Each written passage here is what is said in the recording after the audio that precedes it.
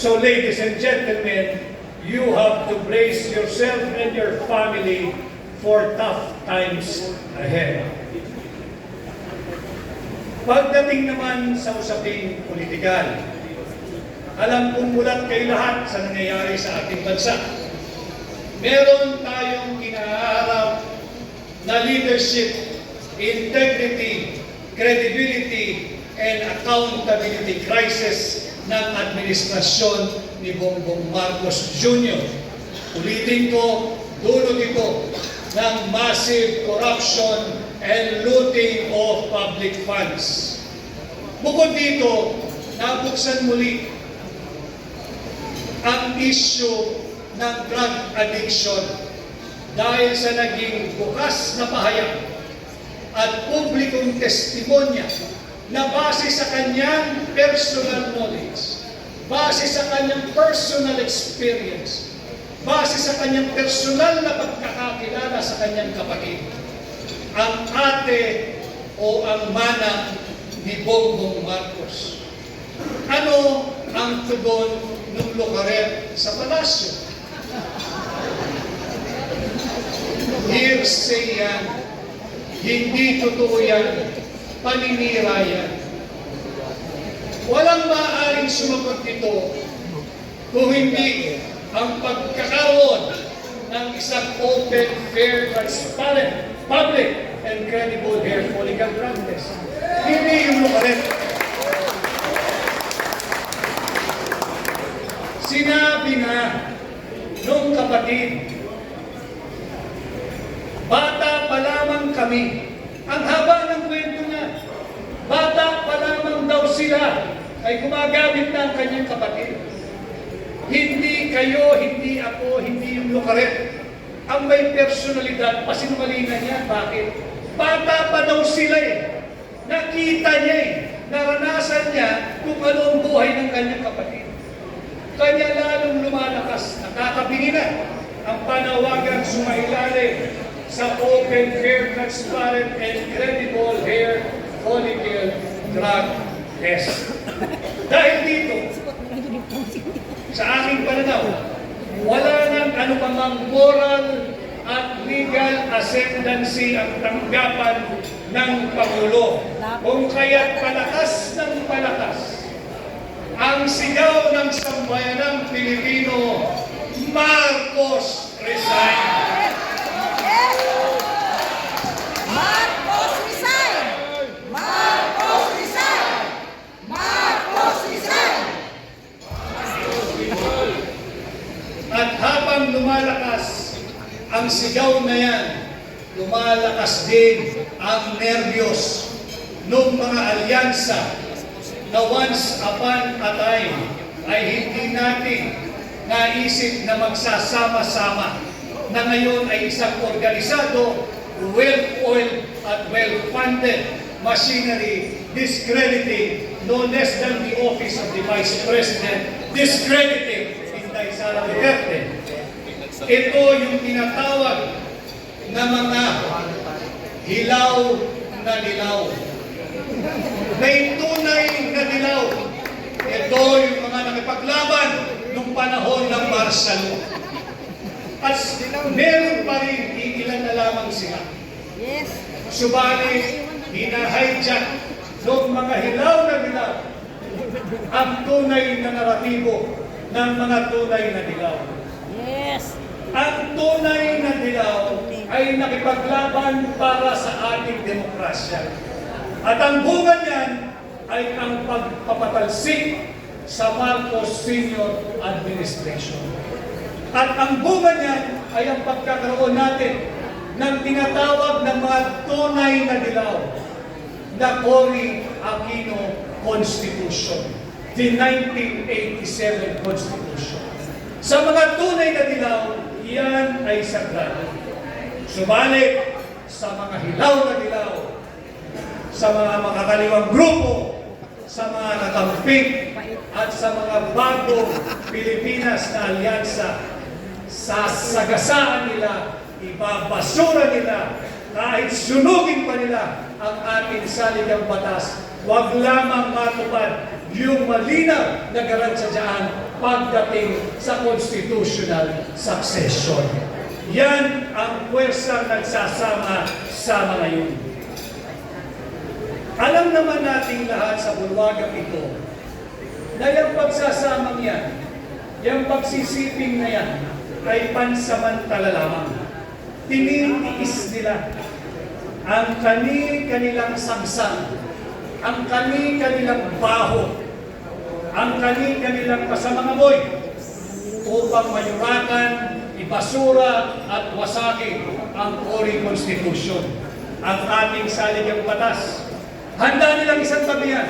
Handa nilang isang tabi ang diwa ng ating demokrasya upang isulong ang iligal na layunin at hangarin na pigilan at wag maging Pangulo si Inday Sara Duterte, maging ito man ay sa pamamagitan ng isang tapat at malinis na halalan o di kaya sa pamamagitan ng constitutional succession. Pati ang ilang elemento sa loob ng simbahang Katoliko nakakabingi ang inyong katahimikan. Lantaran na ang issue ng korupsyon. Lantaran na at bumalik-balik ang issue ng drug addiction.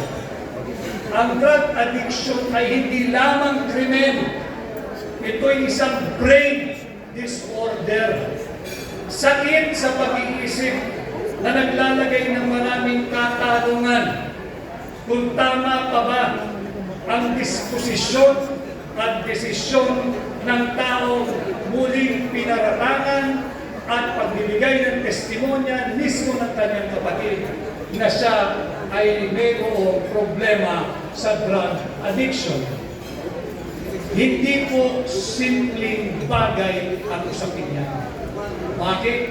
Nakasaad sa ating saligang batas, Article 3, Section 7, the right of the people to information on matters of public concern shall be recognized. Hindi ba public concern ang katanungan kung drug addict ba ang Pangulo o hindi?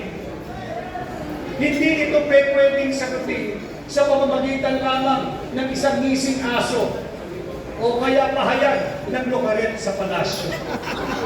Ang tugon dito, hair follicle drug test para matuldukan ang isyong ito. Ito yung paulit-ulit na isinisigaw ng mamamayang Pilipino. At idugtong natin dyan sa Article 3, Section 7. Dalhin ko kayo sa Article 7, Section 12. Ito ay mahalaga. Nakasaad sa Article 7, Section 12. In case of serious illness of the President, the public shall be informed of his state of health. Again, drug addiction is considered both a complex brain disorder and mental illness. Ano ang lagay ng kalusugan ng Pangulo? May katotohanan ba ang naging testimonya ng kanyang sariling kapatid, nakakatandang kapatid, ng kanyang manang na kanyang ate, na siya ay may problema sa drug addiction? Dapat ba nating paniwalaan na walang basihan ang naging testimonya ng kanyang kapatid? Kamusta ang kanyang mental health? Nasa tamang kaisipan pa ba ang Pangulo? At dapat bang pagtiwalaan ang kanyang mga desisyon, disposisyon at pahayag? Again, these are all legitimate issues and questions that must be answered because we, the Filipino people, are the sovereign power, and as the sovereign power, we have the right to ask, we have the right to an official reply, and we have the right to information on matters of public concern, especially on matters of the state of health of the President. Kaya ho natin binabanggit ito sapagkat ang dami na rin usapin patungkol sa ating independent foreign policy.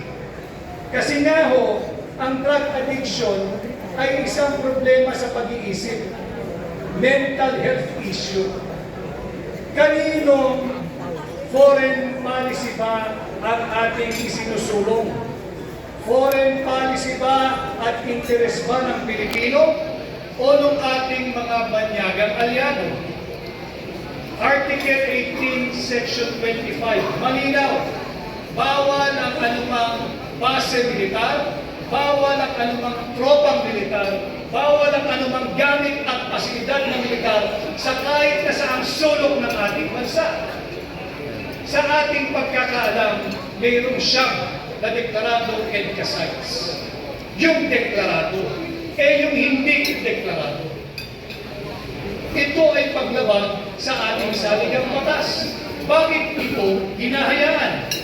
Again, I bring this up to you in relation to the health, especially the mental health of the Commander-in-Chief and his seemingly aggressive stance and war rhetorics against China. Instead of exploring a diplomatic means to diffuse and de-escalate the tension in the South China Sea, tila sinisilaban pa niya. How is his state of health? Is he mentally ill and unfit to continue discharging the mandate of the office of the President? Iiwan ko sa inyo ang katanungang yan. Is he mentally ill and unfit to serve as the Commander-in-Chief? Kaya ko tinatanong yan sa inyo sapagkat sa kabila ng pagsusulong ng mga hilaw na dilaw ng mga kaliwang grupo, ng mga kakampi, ng ilang elemento sa simbahan Katoliko, hindi pwedeng ibasura ang probisyon ng Article 7, Section 8 na aking babasahin. In case of death, permanent disability, removal from office, or resignation of the President, the Vice President shall become the President to serve.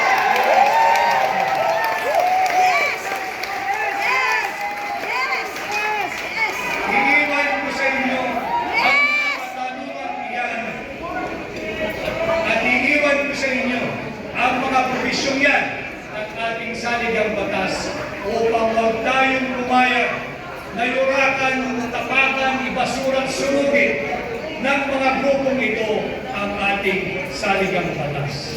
And this, ladies and gentlemen, is how I view from where I see our current national situation. Maraming salamat at magandang hapon po.